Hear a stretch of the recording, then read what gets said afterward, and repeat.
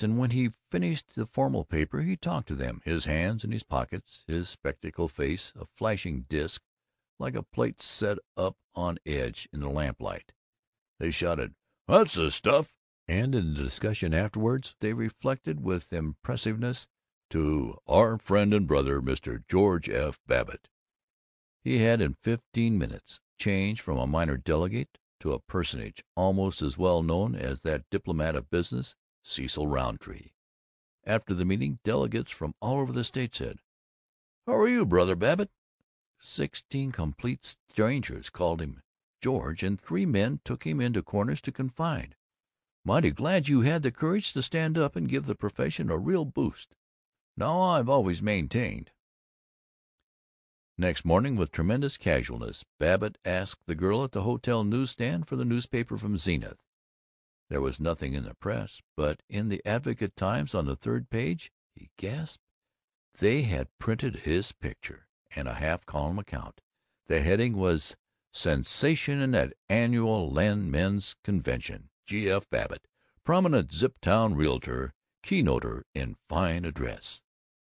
He murmured reverently, "I guess some of the folks on Floral Heights will sit up and take notice now. Pay a little attention to old Georgie." 7. It was the last meeting. The delegations were presenting the claims of their several cities to next year's conventions. Orators were announcing that Gallup de Vache, the capital city, the site of Fremer College and the Upholtz Knitting Works, is the recognized center of culture and high-class enterprise, and that Hamburg, the big little city with a logical location where every man is open-handed and every woman a heaven-born hostess, throws wide to you her hospitable gates. In the midst of these more diffident invitations, the golden doors of the ballroom opened with a battling of trumpets and a circus parade rolled in. It was composed of the Zenith brokers, dressed as cowpunchers, bareback riders, Japanese jugglers. At the head was big Warren Whitby, in the bearskin and gold and crimson coat of a drum major. Behind him, as a clown, beating a brass drum, extraordinarily happy and noisy, was Babbitt. Warren Whitby leaped to the platform, made merry play of his baton, and observed, "Boysies and girlsies, the time has come to get down to cases. A dyed-in-the-wool Zenithite sure loves his neighbors, but we've made up our minds to grab this convention off our neighbor burgs like we've grabbed the condensed milk business and the paper box business and—" Harry J. Barnhill, the convention chairman, hinted, "We're grateful to you, but you must give the other boys a chance to hand in their bids now." A foghorn voice blared, "In Eureka we'll promise free motor rides through the prettiest country." Running down the aisle, clapping his hands, a lean, bald young man cried, "I'm from Sparta. Our Chamber of Commerce has wired me they've set aside $8,000 of real money for entertainment at the convention." A clerical-looking man rose to clamor, "Money talks. Move we accept the bid from Sparta." It was accepted. 8. The Committee on Resolutions was reporting. They said that whereas Almighty God in His beneficent mercy had seen fit to remove to a sphere of higher usefulness some 36 realtors of the state the past year, therefore it was the sentiment of this convention assembled that they were sorry God had done it, that the secretary should be, and hereby was, instructed to spread these resolutions on the minutes and to console the bereaved families by sending them each a copy. A second resolution authorized the president of the SAREB to spend $15,000 in lobbying for sane tax measures in the state legislature. This resolution had a good deal to say about menaces to sound businesses and clearing the wheels of progress from ill-advised and short-sighted obstacles. The Committee on Committees reported, and with startled awe Babbitt learned that he had been appointed a member of the Committee on Torrens Titles. He rejoiced. "I said it was going to be a good year. Georgie, old son, you got big things ahead of you. You're a natural-born orator and a good mixer, and zowie." 9. There was no formal entertainment provided for the last evening. Babbitt had planned to go home, but that afternoon the Jared Sassingers of Pioneer suggested that Babbitt and W. A. Rogers have tea with them at the Catalpa Inn.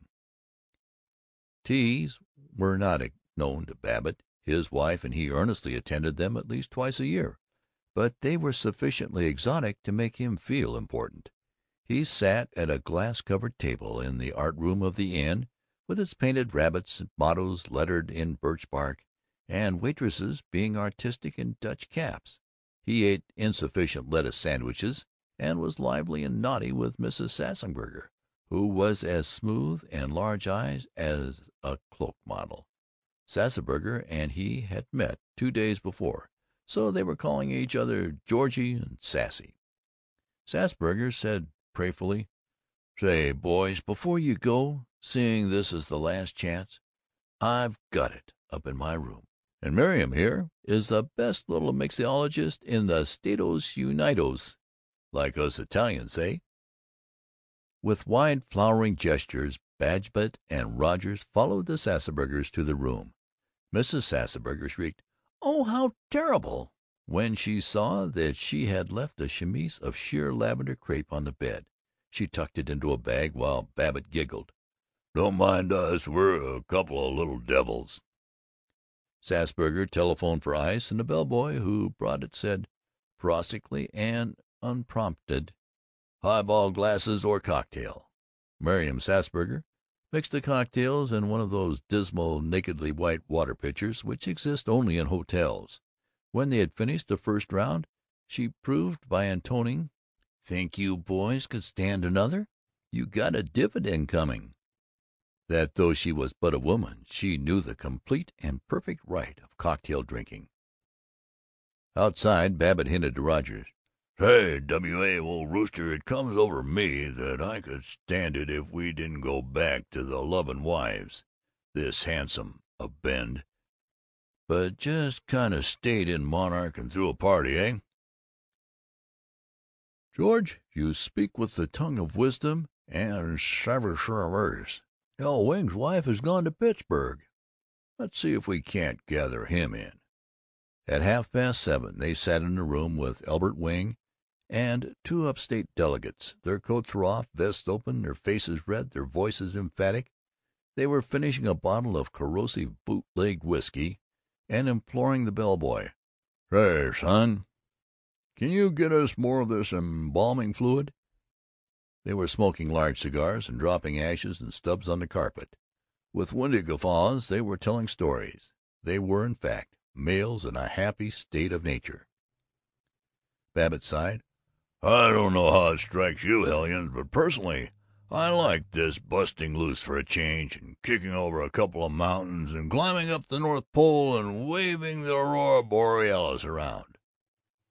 The man from Spartus, a grave, intense youngster, babbled, "Hey, I guess I'm good a husband as to run the mill, but God, I do get so tired of going home every evening and nothing to see but the movies. That's why I go out and drill with the National Guard. I guess I got the nicest little wife in my burg, but say, know what I wanted to do as a kid? Know what I wanted to do? Wanted to be a big chemist. That's what I wanted to do, but Dad chased me out on the road selling kitchenware, and here I'm settled down, settled for life. Not a chance. Oh, who in the devil started this funeral talk? How about another little drink? And another drink or run." "Yeah, cut the snob stuff," said W.A. Rogers genially. "The boys know I'm the village songster. Come on, now sing up."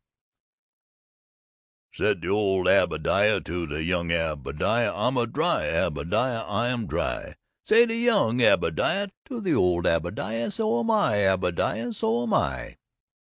After dinner at the Moorish grill room of the Hotel Sedgwick, somewhere, somehow, they seemed to have gathered in two other comrades, a manufacturer of fly paper and a dentist.